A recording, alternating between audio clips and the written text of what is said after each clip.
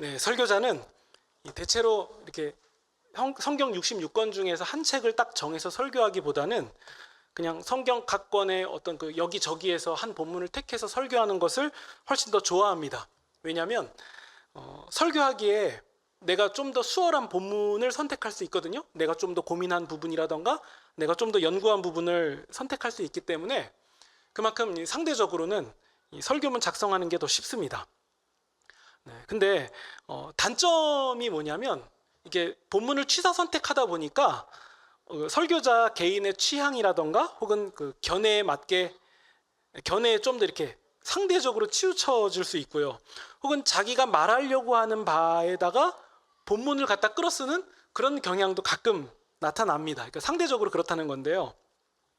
그런데 저처럼 이 성경 한 권을 딱 정해서 쭉 설교를 하다 보면요, 어떤 단점이 있냐면 그 오늘 같은 단점이 있습니다. 그게 뭐냐면 설교하고 싶지 않은 본문을 만난다는 거예요.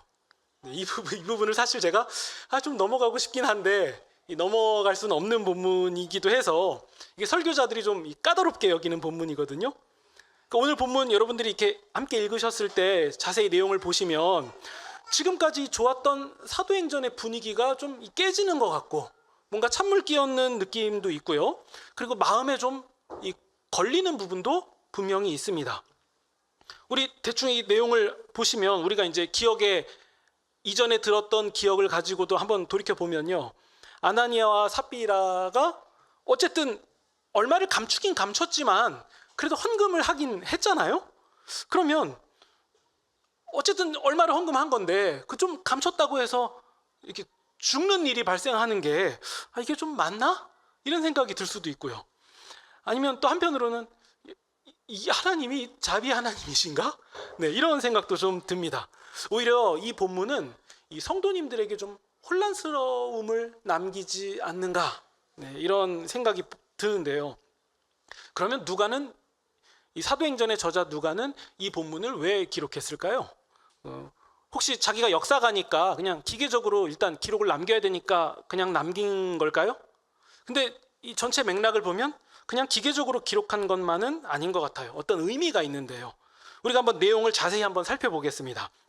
일단 한 부부가 등장하죠. 남편의 이름은 아나니아고 아내의 이름은 삽비라예요.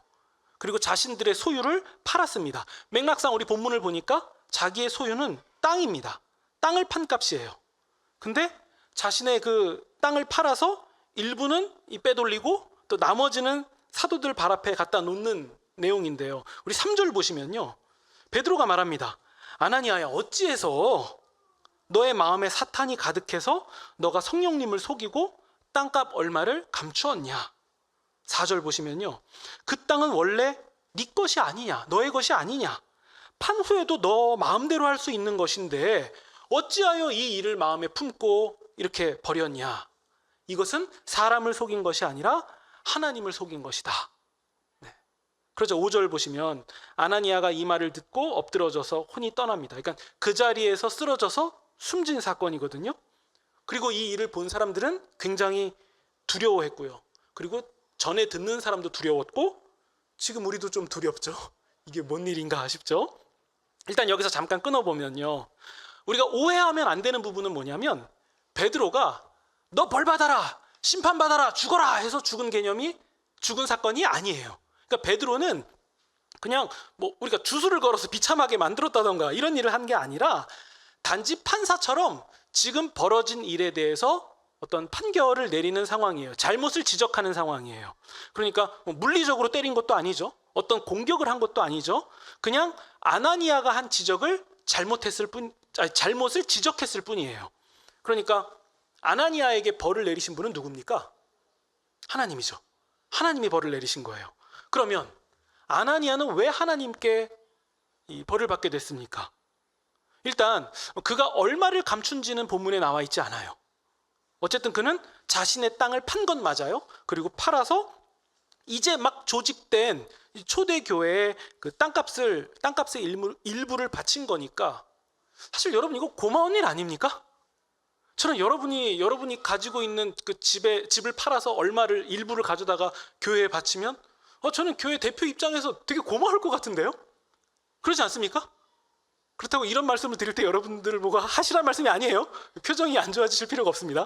네, 근데 저는 여러분 생각해 보세요. 고마운 일이잖아요. 뭐 집을 팔고를 떠나서 교회를 위해서, 하나님 나라를 위해서 헌금을 했다는 것은 되게 고마운 일인 건 맞아요. 근데 핵심은 우리 3절 뒷부분에 보시면 베드로가 사탄이 가득하여 성령을 속였다라고 말한 부분에 있어요. 사탄이 가득하여 성령을 속였다.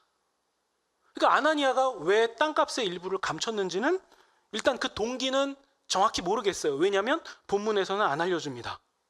그러니까 처음에 땅을 팔아서 이 전부를 교회에다가 드려야겠다라고 마음을 먹었다가 팔고 나서 돈으로 환산해 놓고 보니까 뭐 이 정도는 내가 가져야겠다라고 이렇게 마음이 바뀌었는지 본문이 말해주는 바가 없으니까 잘 모르겠어요. 그냥 확실한 것 하나만 알 뿐이에요. 그게 뭐냐면 그가 땅값의 일부를 숨긴 것이 이 결론적으로 볼 때에는 이 과정 뭐 이런 동기 이런 건 잘 모르겠지만 결론만 놓고 봤을 때에는 사탄이 가득하여 성령을 속인 일이 되었다는 거예요. 그러니까 좀 추정해 본다면 좋은 동기 혹은 순수한 동기로 한 것은 아니지 않았을까라고 보는 게 일단 맞는 것 같아요.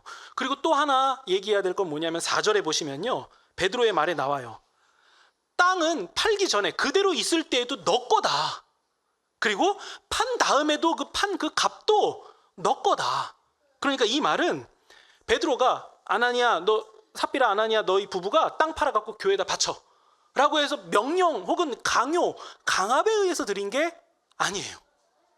드리는 것도 자기 마음이고 안 드리는 것도 자기 마음이고 그냥 자기 거예요. 근데 일부를 숨겼다는 거죠. 자기 건데 그냥 자기 마음대로 해도 되는데, 그러니까 땅을 팔고 안 팔고를 떠나서 그냥 교회에 안 드려도 되는 거예요. 그냥 자기 거예요. 말 그대로 자기 거예요. 안 드려도 되는 거예요. 그러면은 이런 상황들을 다 종합해 보면은 이렇게 정리할 수 있습니다. 아나니아는 땅을 팔아서 사도들 앞에 가져다가 이제 바쳤습니다. 그러니까 교회 앞으로 헌금을 한 거예요. 그런데 사도들과 다른 교인들이 볼 때에는 내가 전액을 다 바친 것으로 알려지기를 바라는 거예요. 나는 지금 전액을 바쳤습니다라고 교회의 모든 사람들에게는 알려지길 바라지만 실제로 전액을 다 바칠 마음은 없고 일부는 내가 가지고 싶은 거예요. 그러니까 아나니아와 삽비라가 원한 것은 조금 분명해지는 걸로 보입니다. 우리 부부는 교회에 전액을 바친 사람이야. 이게 드러나고 싶었던 거예요. 일부 말고 전액. 근데 제가 볼 때는 일부만 바쳐도 대단한 거거든요. 엄청난 거거든요. 정말 뭐 어떻게 표현해야 될지 모를 정도로 대단한 거거든요. 근데 그들이 원하는 것은 일부 말고 우리는 전액을 바치는 사람. 전액, 전부. 이게 남기를 원했던 거예요. 그러면 아나니아와 삽비라가 금액을 속이기까지 하면서 전액을 바친 사람으로 드러나려고 하는 의도? 목적? 그건 뭐였을까요? 이걸 제가 모르겠다는 거예요. 그래서 이 본문을 피해가면 안 되나? 이런 생각이 드는데요. 그걸 모르겠어요. 왜 전액을 다 그렇게까지 해서 사람들에게 저 사람들은 전액 바친 사람이야. 그냥 다 갖다 팔았대. 왜 이걸 남기려고 했을까? 사실 심정적으로는 추정되는 부분이 있어요. 저도 나이를 더 많이 먹다 보니까 심정적으로 어떤 의미인지 알겠어요. 뭐 어떤 그 동기일까? 어떤 배경일까? 어떤 마음이었을까? 여러분도 알 것 같지 않습니까? 이게 단정 짓기가 좀 뭐해서 그렇지 알 것 같지 않습니까? 그러면 우리가 이제 배경을 좀 봐야 되겠습니다. 일단 베드로가 내린 최종 판결은 뭐냐면요, 3절 끝부분에 사탄이 너의 마음에 가득하여 성령을 속인 것이다. 그리고 4절 끝부분에 너희들이 사람을 속인 줄로 알고 있겠지만 사람 속인 줄로 알았지, 하지만 그게 아니라 하나님을 속인 것이다. 이 판결을 가지고 우리가 배경을 볼게요. 이 앞에 직전에 어떤 사건이 있었죠? 미문에서 날 때부터 걷지 못한 자가 있었습니다. 베드로와 요한이 그들을 일으켜 세우는 사건이 일어나는데요. 엄밀히 말하면요, 베드로와 요한이 그 미문에 앉아 있는 자를 일으켜 세운 것이 아니라 베드로와 요한의 말을 우리가 잘 봐야 돼요. 그들이 믿는 예수 그리스도의 이름이, 더 정확히 말하면 하나님이 죽은 자 가운데서 다시 살리신 나사렛 예수 그리스도께서 그 사람을 온전케 하셨다. 이게 베드로의 말이에요. 우리가 아니라 하나님께서 죽은 자 가운데서 다시 살리신 예수께서 그 걷지 못하는 자를 온전하게 하셨다라고 얘기합니다.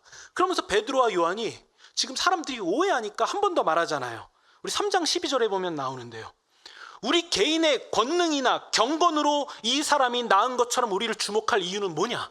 왜 우리를 주목하냐? 우리의 권능, 우리의 경건, 우리의 어떠함, 이걸로 일어난 일이 아니라 3장 6절에 보면 우리가 잘 알고 있는 구절, 우리에게는 은과 금도 없다. 우리가 줄 수 있는 것은 은도 아니고 금도 아니다. 오직 우리가 줄 것은 예수 그리스도의 이름, 예수 그리스도뿐이다. 예수 그리스도뿐이다. 그럼 여러분, 이제 이 맥락을 가지고서 우리가 아나니아와 삽비라의 일을 다시 보겠습니다. 우리 아나니아와 삽비라가 지금 하고 있는 것은 이 베드로 사건에서 비춰볼 때에 은과 금, 그러니까 은과 금, 곧 재산으로 자신의 권능과 경건을 드러내려고 했던 일은 아니었습니까? 그러니까 베드로와 요한이 했던 일과 아나니아와 삽비라가 했던 일이 지금 대조되고 있는 것처럼 보이지 않냐는 거예요. 베드로와 요한은 말합니다. 우리는 은과 금을 줄 수 없다. 우리가 줄 수 있는 것은 오직 나사렛 예수 그리스도의 이름이다. 근데 아나니아와 삽비라가 한 행동은 뭐냐면 은과 금, 곧 그들의 재산을 가지고 자신의 권능 혹은 자신의 경건을 보여주려고 한 것이 아니었냐는 거예요. 사도들이 보여준 행보와 아나니아와 삽비라가 보여준 행보가 지금 완전히 대조를 이루고 있는 상황이었던 거죠. 그러니까 그들이 땅값을 팔아서 사람들에게 일부가 아니라 전부를 드렸다라는 것을 보여주려고 하는 그 의도는 뭐였냐라고 한다면, 혹시 자신들이 교회의 표지 혹은 교회의 대표, 교회의 우두머리, 교회에서 칭송받는 사람, 교회의 권능, 교회의 경건, 이런 자리에 자신들이 재산을 팔아서 앉으려고 한 것은 아니었냐는 거예요. 우리가 여러분 그 사도행전 2장 끝부분에서도 확인할 수 있고, 그리고 4장 끝부분에서도 확인할 수 있는데요. 거기에 나오는 내용이 뭐냐면, 이제 예수님의 죽으심과 부활로 이제 발현된 교회는 우린 초대교회라 부르죠. 첫 교회, 한 마음과 한 뜻을 가지고 자신들이 가진 재산 혹은 자신의 물건, 자신의 소유를 사람들과 함께 통용하면서 어느 누구도 자신의 것으로 주장하지 않았어요. 내 것을 갖고 왔음에도 불구하고 이것은 모두의 것이라고 말했거든요. 우리 4장 끝부분에 봐도, 32절 부분에 봐도 그런 내용들이 나옵니다. 우리 34절을 보시면요, 4장 34절 한번 보시겠습니까? 교인들 중에 가난한 자가 없었던 것은 밭과 집이 있는 자들이 그것을 팔아서, 35절, 4장 35절입니다. 판값을 가져다가 사도들에게 주었고 사도들은 그 필요에 따라서 각 사람들에게 나누어 줬어요. 지금 처음 조직된 교회는 자신들의 재산을 가지고 와서 통용하는 일들이 일어나고 있었다는 거예요. 아마도 이 상황들을 보면요, 제자들이 모여서 기도하다가 성령으로 충만한 사건을 경험해요. 그러자 그때 세계 각지에서, 각 지역에서 모여있는, 각 지에서 있던 사람들이 모였잖아요. 그리고 그 성령 충만한 사건을 봤잖아요. 그리고 베드로의 설교를 듣고 3천여 명이 모여서 교회를 조직하게 되었어요. 그럼 그 가운데서 당장 거주할 곳이 없거나 먹을 것이 없거나 이런 사람들이 있었을 것이고, 또 그 외에 그 지역에 있는 가난한 자들이 교회 안으로 모이기도 했습니다. 그러면 그 교회가 유지되면서 하나님 나라의 일을 가르치고 예수님의 죽으심과 부활을 전파하면서 그들의 먹을 것과 또 잠자리들을 해결하기 위해서는 뭐가 필요했겠습니까? 돈이죠. 돈이 필요하죠. 그러니까 이 교회가 처음 막 이제 조직된 교회가 예수 그리스도의 복음을 힘있게 증거하면서 각 성도들의 필요와 상황들을 채워주기 위해서 돈이 필요한데, 이런 특수한 상황 가운데서 재산을 가진 자들이 저 사람들 불쌍하네, 내가 좀 줘야겠다, 이 차원이 아니라요. 우리 보시면 사도들이 가르치는 내용의 은혜를 받아서 33절 보시면, 사도들이 큰 권능으로 주 예수의 부활을 증언하니 무리가 큰 은혜를 받아요. 어느 정도 은혜를 받았냐면, 내가 가지고 있는 소유도 하나님 예수 그리스도의 그 은혜 앞에서 아무것도 아니게 된 정도가 됐으니까 이거 내가 팔아서라도 이 사람들이 예수 그리스도를 알아야 된다는 마음이 들었던 걸로 정황이 보여요. 그러니까 그 사람들이 자신의 재산을 가지고 와서 팔면서 이 사람들 먹이면서 돌보면서 우리 부활을, 예수 그리스도의 부활을 증거하자고, 예수님과 함께 전하자고 사도들의 사역에 함께 동참하는 일들이 발생하기 시작합니다. 그러니까 이런 특수한 상황, 그리고 이 현실적인 필요를 위해서 이 가진 자들은 자발적으로 재산을 바치는 일을 하기 시작했어요. 어떤 사람은 전 재산을 바치기도 했겠고, 어떤 사람은 일부분을 바치기도 했고, 어떤 사람은 자기 집에 있는 뭐 어떤 물건들이나 이런 것들을 가지고 와서 같이 통용하는 일들이 교회 안에서 이루어졌던 거예요. 그러면 그들은 왜 그렇게 합니까? 그들은 왜 그렇게 하죠? 예수님 만난 지, 예수 그리스도의 죽으심과 부활을 안 지 얼마나 됐다고 자신의 재산을 팔고 막 교회 가지고 와서 그렇게 친하지도 않은 사람들과 같이 이걸 통용하면서 사도들에게 자신의 재산을 내놓고서는 같이 쓰자고, 이런 일들을 왜 할까요? 혹시 뭐 스타트업 기업처럼 내가 초기 자본 이렇게 투자해 놓으면 나중에 불려서 받을 수 있으니까 그래서 교회에다가 좀 이렇게 내놓은 걸까요? 아닐 텐데요. 그렇게 했다가 돌려받는 건커녕 그냥 일단 내놓으면 끝이에요. 못 돌려받는 상황 아닙니까? 근데 그거 뻔히 알면서 그들은 왜 그렇게 했을까요? 왜 자신들이 가지고 있는 물건을 통용하고 막 그랬을까요? 이유는 하나예요. 진정성입니다. 진정성. 자신들이 지금 사도들을 통해서 들은 이 복음이 자신들에게 어떻게 다가왔는지, 그리고 자신들이 그 복음을 어떻게 생각하고 있는지가 자신들이 가지고 온 재산에 드러난 거예요. 자신들이 드리는 헌금의 그 진정성이 거기에 담겨버린 거예요. 자신들이 가지고 있는 재산보다 더 귀한 것을 만났다는 고백을 헌금으로 우리는 확인할 수 있게 되는 거예요. 그러니까 우리는 어느샌가 여러분, 어떠한 것을 평가할 때 그게 이득이 되냐 안 되냐, 돈이 되냐 안 되냐, 어쨌든 늘어나냐 안 늘어나냐, 이 기준으로 모든 걸 판단하고 있지는 않습니까? 어쨌든 아나니아 삽비라가 일부는 갖고 오지 않았냐, 일부 갖고 왔으니까 어쨌든 득이 된 거 아니야? 그러면 받으면 너도 좋고 나도 좋은 건데 그게 그렇게 심판받을 일이야? 라는 생각이 합리적일 수는 있지만, 굉장히 논리적인 생각일 수 있지만, 그게 우리의 삶에도 그런가요? 제가 먹다 남은 케이크를 접시에 담아가지고선 드세요 이렇게 드리면은 여러분들이 케이크 안 먹는 것보단 먹는 게 나으니까 먹다 남은 케이크도 괜찮아 이러십니까? 기분 안 좋잖아요. 그렇죠? 기분 안 좋은 거예요. 제가 뭐 이렇게 코 이렇게 풀다가 저 3칸 중에 2칸만 풀었으니까 이쪽 1칸 남았으니까 요거 쓰세요 이렇게 떼드리면은 없는 휴지보다는 있는 휴지가 낫다 이렇게 하실 겁니까? 깨끗해도 침 한 방울 안 튀어도 불쾌한 거 아니에요? 득이냐 아니냐.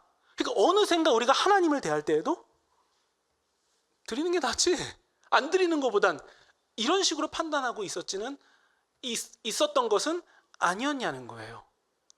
우리가 누군가에게 선물할 때 우린 쓰다 남은 거 대충 아니면 뭐 이렇게 하진 않아요. 물론 이게 뭐 이렇게 우리가 쓰던 거 아니면 이렇게 많이 받은 거 일부를 드리고 이런 경우는 있지만, 정말 그 귀한 어떤 거 선물할 때 내가 이 사람에게 향수 선물해야지 해서 다 깐 다음에 몇 번 뿌리고 나서 다시 주고 이러진 않잖아요. 그냥 그대로 드리죠. 그렇죠? 그러니까 우리도 사실 선물 드린다 받는다라는 개념을 생각할 때에는 거기에 담겨있는 사실 진정성이 제일 중요하지 않나요?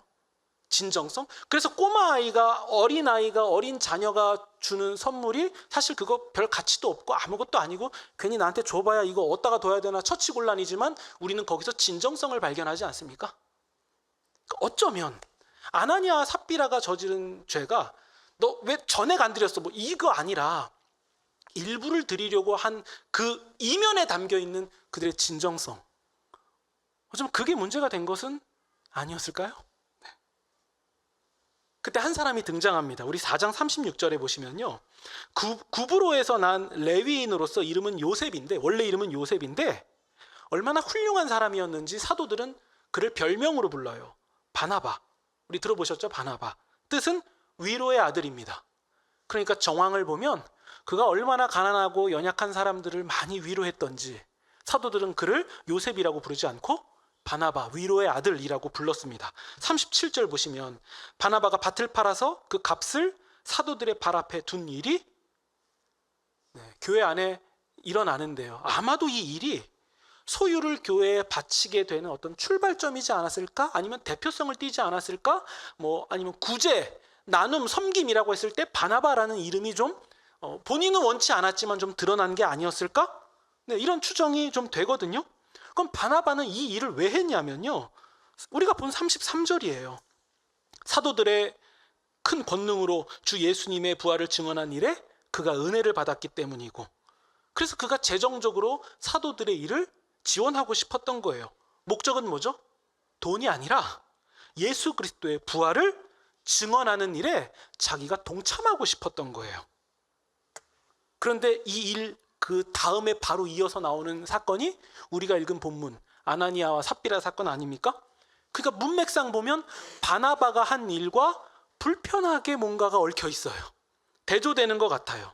그러니까 땅을 판 값의 이 일부라고 하면 될 것을 굳이 전부라고 얘기하면서 거짓말한 이유는 그냥 그가 거짓말했냐 안 했냐, 도덕적으로 참이냐 거짓이냐 이 정도의 차원이 아니라 예수 그리스도의 죽으심과 부활이 증거되는 일에 자신의 재산을 드리는, 혹은 자신의 열정과 수고와 헌신과 봉사를 드리는 게 아니라 예수님이 알려줘야 되는 자리에 자기가 들어가려고 했던 거 아니냐는 거예요. 자기가 드러나려고 했던 것은 아니냐는 거예요. 자신들이 교회의 표지가 되기를 바랬고 바나바보다는 더 유명해지려고 한 것은 아니었냐. 네. 여러분, 문맥상 이거보다 더 나은 결론이 나올 수 있겠습니까? 네. 베드로도 사실은 아나니아가 죽은 일이 굉장히 놀랐을 거예요. 그 일이 굉장히 충격적이었을 거예요. 왜 땅값을 감췄냐? 너 그것은 하나님을 속인 거다, 이렇게 얘기했더니 그가 그 자리에서 꼬꾸라지는 일을 보면서 베드로도 굉장히 놀랐을 것이 분명해요. 왜냐면요, 7절을 보시면 3시간 후에 그 아내 삽비라가 남편 아나니아의 죽음을 모르고 찾아와요. 네. 그리고 8절 보시면 베드로가 물어봐요. 땅 판 값이 이것뿐이냐고. 그러니까 지금 솔직하게 말할 수 있는 기회를 주는 거예요. 그냥 일부라고 얘기했으면 좋겠다, 이런 마음 아니었을까요? 베드로 말이 너 한번 너도 당해봐, 너 지금 대답 잘못해갖고 너도 죽어라, 이런 마음이었을까요? 그건 아니죠.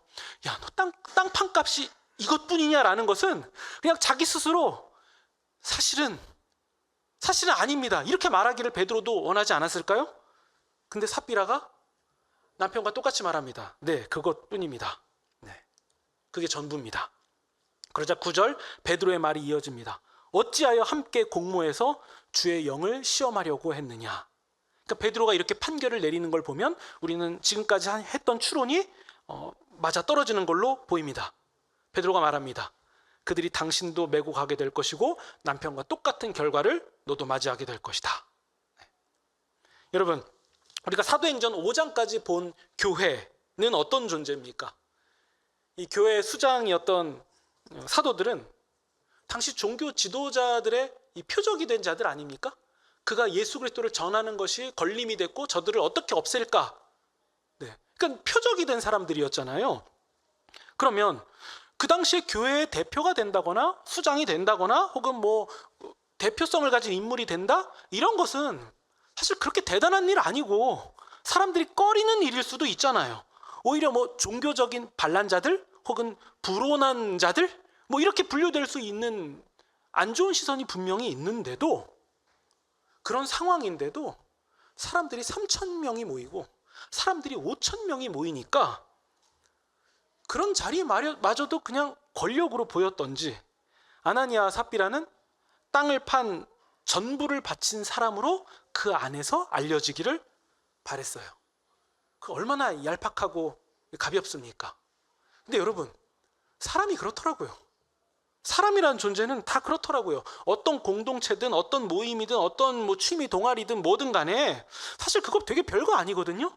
근데 그런 모임에서 대장되고 싶고 대표되고 싶고 인정과 주목을 받고 싶은 마음이 사람이라면 누구에게나 다 있더라고요. 그럴 수 있어요. 그런데 문제는 교회에서 그랬다는 거예요. 세상과 다른, 세상과 구별된 교회에서 그랬다는 거죠. 모두는, 그가 사도든 그가 누구든 간에 모두는 예수 그리스도의 죽으심을 증언하는 사람들이 되어야만 하는데 돈으로, 혹은 선행으로 그 외에 좋아 보이는 어떠한 대단해 보이는 그런 요소를 가지고 자신들이 이 왕이 되려고 하는 그 일은 베드로의 판결대로 예수님의 영, 곧 성령을 속이는 일이 되는 거예요. 성령님을 시험하는 일이 되는 겁니다. 베드로와 요한의 말로 바꾸면 은과 금으로 교회를 꿰차는 일이 되는 것이고, 개인의 경건과 개인의 권능으로 교회가 된다라고 말하는 격이 된 거예요.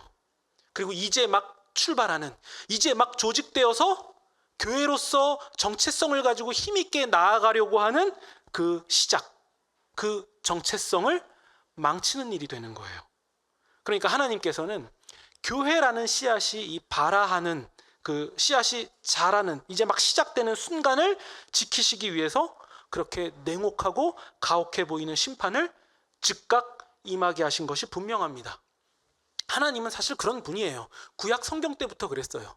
그들이 십계명을 받고, 이스라엘 백성이 십계명을 받고 하나님의 언약을 체결하기 이전에는 그들이 어떤 불평을 하고 어떤 잘못을 해도 하나님이 그냥 그대로 데리고 가시지만, 이제부터 십계명을 받고 하나님의 백성이라는 언약이 체결된 이후에 하는 불평은 하나님이 다르게 대하세요. 언약이 체결되었기 때문에 하나님의 백성으로 대하세요. 그렇기 때문에 그들이 하나님을 향해서 하는 불신앙과 불평은 하나님이 가볍게 넘어가지 않으시는 거죠. 그리고 여호수아가 가나안 땅에 들어가서 이제 첫 문인 여리고성을 정복하고 그 다음에 가나안 땅을 하나씩 정복해야 되는 그 시작점에서 아간이라는 자가 전리품을, 하나님께 온전히 바쳐야 되는, 어느 누구도 갖지 말아야 되는 전리품을 뒤로 빼돌렸을 때 하나님은 아간의 집안을 멸망시키시죠. 아마도 그 가정 모두가 함께 그 도모에서 했던 일로 보여졌기 때문에 아간의 집안을 굉장히 단호하게 심판하십니다. 왜냐하면 그 시작을 망친다는 것은 전부를 망치는 것과 다름없기 때문이죠.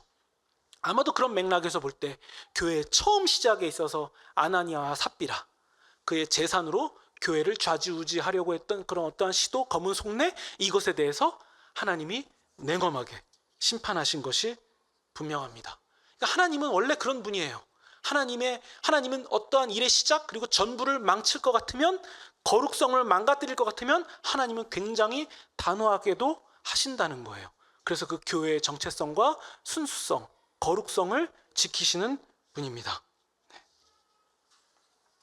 하나님의 교회가 이 정체성을 가지고 시작하는 시점을 하나님이 지키신다는 것에 의의가 있고, 사람들이 그 일을 보고 두려워했을 때, 아, 우리가 지금 장난하는 거 아니구나, 하늘에서 자꾸 떨어지니까 받으려고 하는 혹은 종교적인 위로 위안 이 정도 차원이 아니구나, 우리 완전히 지금 판이 달라진 거구나, 누구도 기만할 수 없는 거구나, 사도들도 교회 꼭대기에서 좌지우지할 수 있는 거 아니구나, 어떤 사람도 그 자리에 꿰찰 수 없는 거구나, 은과 금이 아니라, 사람도 아니라, 어떤 인물도 아니고, 프로그램도 아니고, 겉으로 보여지는 인간적인 세속적인 어떠한 것도 아니라 예수 그리스도의 죽으심과 부활, 그 자리를 건드릴 수 있는 자는 아무도 없구나. 이걸 그들이 이 사건을 통해서 깨닫게 된 거예요. 우리도 이 사건을 경각심으로 받으셔야 됩니다. 우리가 교회라는 것도, 우리가 예수 그리스도를 믿는 성도들이 모여서 교회를 이루게 된 것도 예수 그리스도의 죽으심과 부활을 믿는 것, 예수 그리스도의 죽으심과 부활이라는 사실, 이것 외에 없습니다. 우리가 증인이 되어서, 참된 신자가 되어서 예수 그리스도의 말씀을 따라 살아가는 것, 이게 우리가 교회인 이유의 전부입니다.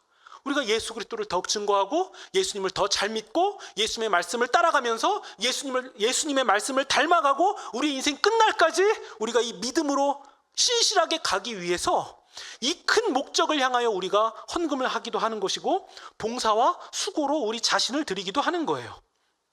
그런데 우리 교회 현실을 보세요. 헌금이 자신의 존재를 드러내기 위해서 하는 경우가 있고, 봉사와 헌신 같은 열매도 자신의 존재를 좀 더 단단하게 보여주기 위해서 하는 경우가 애석하게도 교회들 가운데 있더라고요. 심지어 설교마저도 예수 그리스도가 누구신가, 우리가 믿는 분이 누구인가를 드러내려고 하는 게 아니라 설교하는 말솜씨 좋은 내가 누군지를 과시하려고 하는 경향이 충분히 보여지고요. 만약에 그럴 때마다 하나님께서 이 교회들 가운데 오셔서 즉각 심판하신다면 누가 살아남을 수 있겠습니까? 그러니까 이게 좋은 일인지, 이렇게 방치되는 게 괜찮은 건지 사실 여러 생각이 듭니다. 처음에는 예수님을 드높이려고 시작했던 어떤 집회, 기도회, 수련회, 뭐 어떤 예배, 그리고 예수님을 드높이려고 조직됐던 교회, 이런 모든 것들이 나중에 사람 좀 모이고 또 이름 좀 높여지고 나니까 그 모든 것들이 교회나 어떤 인물을 홍보하기 위한 수단으로 전락하지 않습니까? 이 기도회, 이 집회, 이런 거 대단하더라. 근데 그게 대단한 건 알겠는데 그 초심이 어디로 갔는가? 이건 좀 따져봐야 되는 거 아닙니까? 누구를 위한 모임입니까? 누가 드높여지고 있습니까? 누가 유명해지고 있습니까? 네. 그런 것들을 통해서 우리가 가만히 보면요, 그런 부분들도 아나니아 삽비라 사건과 다르지 않아요. 비슷해요. 다른 형태들도 얼마든지 있어요. 교회에 대해서 뭐 이거 없다, 뭐 저거 없다, 이거 안 한다, 저거 안 한다, 이게 안 된다, 아쉬운 부분을 많이 지적하는 것에는 누구보다도 빠르면서 내가 함께 채워가고 싶은 마음은 없어요. 내가 같이 헌신하면서 같이 세우고 회복시켜가고 싶은 마음은 없고 그냥 지적하고 안 된다고 안 좋은 얘기하는 것에는 굉장히 빨라요. 난 계속 뒷짐질 거고 수고와 봉사는 니들이 해서 니들이 바꿔놓고 나는 누리기만 할 거다. 근데 그 말도 가만히 보면 누가 교회의 대장이고 왕인지가 다 들통나는 말 아닙니까? 네. 그러니까 저는 이번 야유회 때 비 맞으면서 고기 구우신 분들이 너무 멋있어요. 그 비 맞으면서 구우면 내가 한 점 더 먹을 수 있습니까? 네, 아니거든요. 누군가는 헌신하니까 이게 되는 거거든요. 누군가는 헌신했거든요. 순수하게요. 네. 주 예수 그리스도의 부활을 증언하고 예수님을 배우고 예수님을 따라가고 예수님을 살아내려는 교회로 우리가 헌금도 하는 것이고 또 우리가 봉사도 하고 수고도 하고 우리가 직분자로서 사명을 감당하기도 하는 거예요. 그 목적으로 교회의 교사가 되기도 하고 찬양팀으로 섬기기도 하고 우리가 하는 그 모든 것의 목적은 우리 잘 따져봐야 돼요. 내가 아니에요. 제가 이 순간 여기서 설교하는데 박 목사 말 잘한다, 괜찮게 설교했더라, 이거 남으면 그냥 아나니아처럼 죽어도 할 말이 없는 거예요. 예수 그리스도가 드높여져야 되는 자리에 제가 꽤 차는 거거든요. 이걸 잘 따져봐야 돼요. 내가 왜 하느냐? 내가 실력이 형편없고 내가 잘 못해도 내가 섬기는 이 일, 내가 하고자 하는 이 일, 나의 작은 액수의 헌금, 이것마저도 주님의 영광을 위해서 사용되기를 간절히 바라는 마음으로 드려지고 행해지는 거라면 세상의 평가는 여전히 형편없다 할지 몰라도 우리 주님의 평가는 다른 거예요. 그 일을 통해서 굉장히 놀라운 일들이 이루어질 거예요. 우리는 그것을 믿는 자들이에요. 왜냐? 우리는 예수님의 평가, 예수님이 하시는 일이 맞다고 믿는 사람들이 모인 교회이기 때문이에요. 그래서 우리가 모일 때마다 예수님의 이름이 드높여지고 우리가 예수님을 닮아가는 그 과정들이 더욱 분명해지고 세상과 나는 간 곳이 없고 구속한 주가 밝히 보여지면서 결국 우리는 들렸고 예수님이 맞아서 우리의 모든 소망은 예수님이라고 고백하게 되는 이 일들이 끝까지 남게 된다면 우리 잘하고 있는 거예요. 우리 되게 잘하고 있는 거예요. 그러니까 여러분, 교회 안에서 얼마나 안 좋은 일들 우리가 많이 봅니까? 이제 우리 교회 얘기하는 게 아니에요. 우리 교회는 그런 것도 없어요. 우리 교회들을 보면, 그러니까 남의 교회라고 저쪽 교회 이렇게 생각하지 마시고 우리 같은 교회로서 우리 교회들의 모습을 보면은 뭐 횡령하고 세습하고 아주 일어나면 안 되는 일들이 너무도 많아요. 성도 안에 사람들 속이고 착취하고 뺏어가고 사기치고 하는 이런 모든 일들. 심정적으로는 주님께서 단호하게 즉각 그냥 심판해 주셨으면 좋겠어요. 그래서 그러면 안 된다고, 교회가. 근데 주님이 그냥 두시는 이유는 그 불쌍한 그것들 기회 주시는 거예요.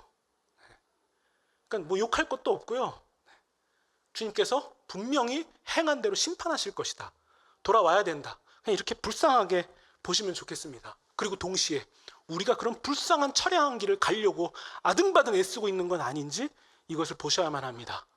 우리가 교회인 이유는 예수 그리스도의 죽으심과 부활이 드러나는 것이고 우리가 이 일의 증인이 되었다. 이것뿐입니다. 여러분 3절 보시면 이렇게 정의하시면 좋을 것 같습니다. 3절에 나와요. 베드로가 사탄이 너 마음에 가득하였다. 이 가득하였다가 우리가 한글 번역으로 또 바꾸면 충만이잖아요. 충만. 사탄으로 충만한 거예요. 근데 교회의 시작은 어떻게 이루어졌습니까? 성령으로 충만했던 거예요.